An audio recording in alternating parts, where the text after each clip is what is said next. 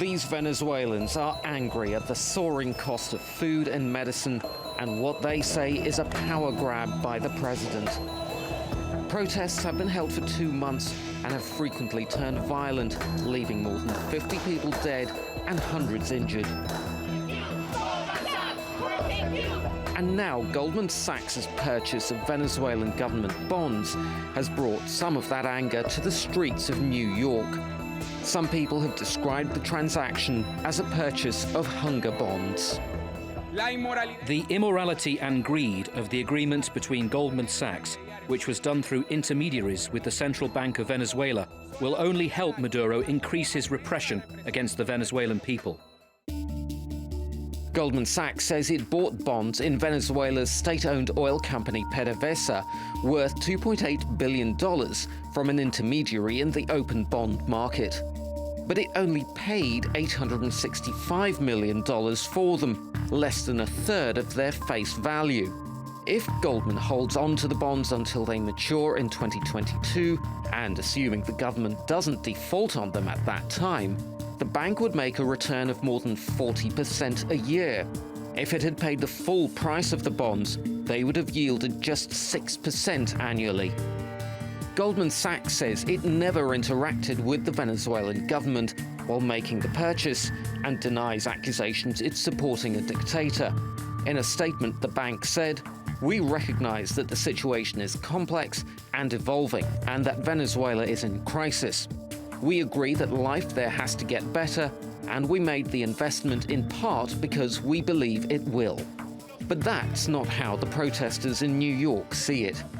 And now with this dealing, what Maduro is doing is securing funds to keep repressing the people on the streets, to keep our families in hunger, in misery, and in oppression.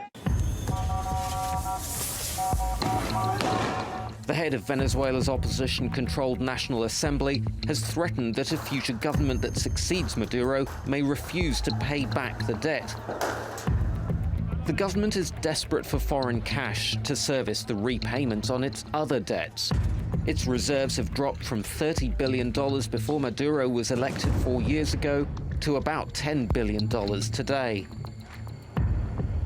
And the price of oil, its main export and source of revenue, has fallen steeply in recent years, leaving the government's future looking increasingly shaky. Azhar Sukri, TRT World. Well, we have our editor-at-large, Craig Copetas, in Paris, and from Miami, we have Remi Piet, who is the Senior Director at America's Market Intelligence. Craig, I just want to start with you for a moment, please. Goldman Sachs is trying to put some distance between itself and the Venezuelan government, saying it bought these bonds on the secondary market. Is that a good defense? Sure, for Goldman Sachs, it's terrific. I mean, they made a great deal here. Goldman Sachs is one of the great human rights organizations, in the world. I'm just a bit surprised that they spent 32 cents on a dollar. I was kind of hoping they'd spend 75 cents on a dollar because 75% of Venezuelans have lost 19 pounds from food shortages since this conflict began. But what a sweet deal. Remi, Piet, if I could ask you about the so-called secondary market that Goldman says it got these bonds from. Is there a decent secondary market to speak of, or is this just a smokescreen? Well, the official position defended by Goldman Sachs is that they're buying bonds already issued in 2014 from an intermediary financial institution called Azhar Securities. And so basically they're making the point that they're not providing money directly to the Venezuelan government. But a basic due diligence study will tell you that Azhar Securities is a very small company that never had the financial scope capacity to buy these bonds to start with. Yes, they were issued in 2014, but in truth, they were kept inside the Venezuelan central bank until today because they couldn't find anyone to buy them. And by doing so, Goldman Sachs is indeed providing close to $1 billion of cash flow to the Venezuelan government.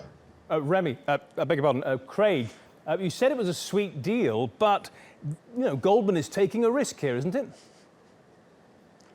Goldman's not taking any risk at all here. Goldman Sachs doesn't take risks of this nature. They have just handed the Maduro government $865 million in cash, which is pretty much chump change in the global scale of things. The question is, what is the Maduro government going to do with its $865 million? Well, hang on, Craig. No, the question was about risk. Craig, the question was about risk. The economy is in tatters. The whole political establishment is in a mess. Are you telling me there's no risk here? This is not risk. No, there isn't any risk for Goldman Sachs here. And the reason there's no risk is because Venezuela is one of the richest countries in natural resources on the face of the earth.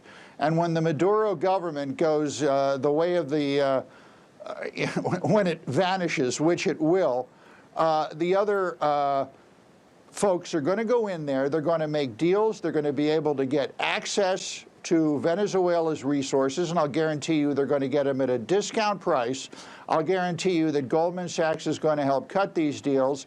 You're going to see the trading companies in there. This is a sweet deal for Goldman Sachs, and it really has been made at the expense of the Venezuelan people. Let me bat this back over to Remi then. Craig's right, isn't he? In fact, Goldman is pretty sure to get its money back, even if it means that the Venezuelan government pays back bondholders before it buys medicine and before it buys food for its own people.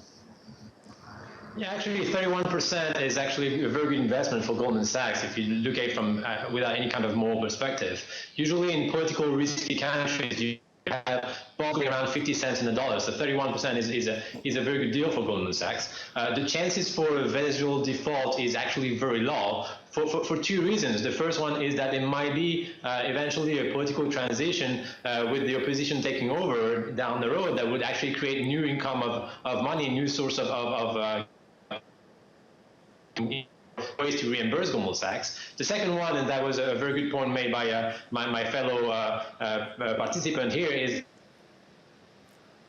in terms of mining resources, in terms of energy resources, that can be used at any time as collateral for some of those deals. So therefore, the level of risk for Goldman Sachs is very limited. Okay, quick last question for Craig Copetas. Absolutely. Craig, Nicolas Maduro runs a so-called socialist government and is saying that he's in an economic war with Washington, hates Wall Street.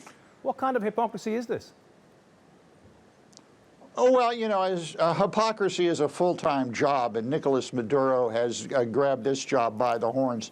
You know, he is in the past, his words, not mine, has called this kind of dealing with the international banks, he calls it savage capitalism. And now he's become the most savage capitalist of all. You know, philanthropy. You know, this is philanthropy of Goldman Sachs. This is the last refuge of a scoundrel. This really smells. Craig Copetas, Remi, Piet, thank you so much.